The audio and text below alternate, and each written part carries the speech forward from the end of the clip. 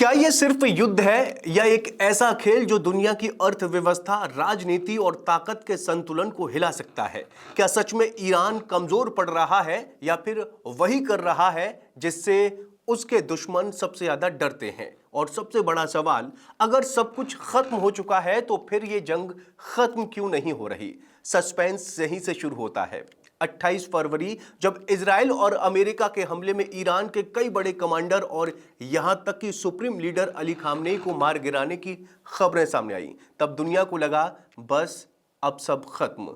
लेकिन 21 दिन बाद भी जंग खत्म नहीं हुई, बल्कि और खतरनाक हो गई। तो सवाल यह है कि क्या ईरान हार रहा है या खेल को अपने तरीके से खेल रहा है? क्योंकि अगर आप ध्यान से देखें तो ईरान की हर चाल में एक अजीब सा पैटर्न दिखता है। छोटे छोटे हमले, सस्ते ड्रोन, लेकिन असर इतना बड़ा कि सामने वाले की जेब और सब्र दोनों टूटने लगे। जरा सोचिए, एक तरफ हजारों डॉलर के ड्रोन और दूसरी तरफ करोड़ों डॉलर की मिसाइलें। मतलब हमला सस्ता, बचाव महंगा। ये युद्ध नहीं, ये तो ऐसा सौदा है जिसमें दुश्मन हर बार घाटे में जा रहा है। क्या ये संयोग है या फिर सोची समझी चाल? ईरान ने सालों तक इराक और अफगानिस्तान में अमेरिका की लड़ाई देखी है। उसे पता है अमेरिका तेज जीतता है लेकिन लंबी लड़ाई से थक जाता है। तो क्या ईरान जानबूझकर इस जंग को धीमा जहर बना रहा है? अब जरा अगला सवाल, अगर लड़ाई सिर्फ बॉर्डर तक सीमित होती तो बात अलग थी, लेकिन जब होर्मुज जलडमरू मध्य में जहाज रुकने लगे तो कतर, सऊदी अरब और संयुक्त अरब अमीरात के तेल ठिकाने निशाने पर आने लगे।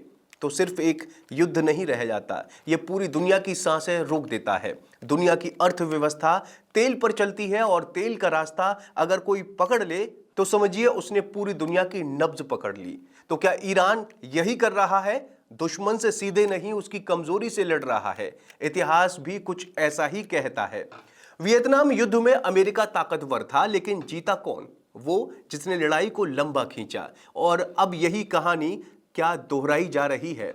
ईरान के नेता खुलेआम कह रहे हैं जब तक दुश्मन को पछतावा ना हो तब तक लड़ते रहेंगे। यानी ये जंग जीतने के लिए नहीं, थकाने के लिए लड़ी जा रही है। लेकिन असली खेल तो अंदर चल रहा है। बड़े नेताओं की मौत के बाद आमतौर पर देश टूट जाते हैं, लेकिन यहां वही मौतें एकता का हथियार बन गईं। क्या ये इमोशनल स्ट्रेटजी है या मजबूरी? Islamic revolutionary guard corps, Hezbollah और हूती जैसे नेटवर्क सीधे नहीं पर हर जगह मौजूद हैं। मतलब युद्ध सिर्फ एक जगह नहीं, हर जगह थोड़ा थोड़ा हो रहा है और यही सबसे खतरनाक बनता जा रहा है। अब आखिरी सवाल, क्या यह जंग जल्द खत्म होगी? डोनाल्ड ट्रंप ने कहा था कि 4-5 हफ्ते, लेकिन हालात कह रहे हैं कि ये महीने, शायद सालों तक जा सकती है। तो क्या दुनिया एक लंबे युद्ध के नए दौर में प्रवेश कर चुकी है या फिर ये सिर्फ एक शुरुआत है किसी और बड़े टकराव की? सवाल बहुत है, जवाब शायद अभी तक किसी के पास नहीं। आपका इस बारे में क्या कहना है? कमेंट करके जरूर बताएं और चैनल को जरूर सब्सक्राइब करें।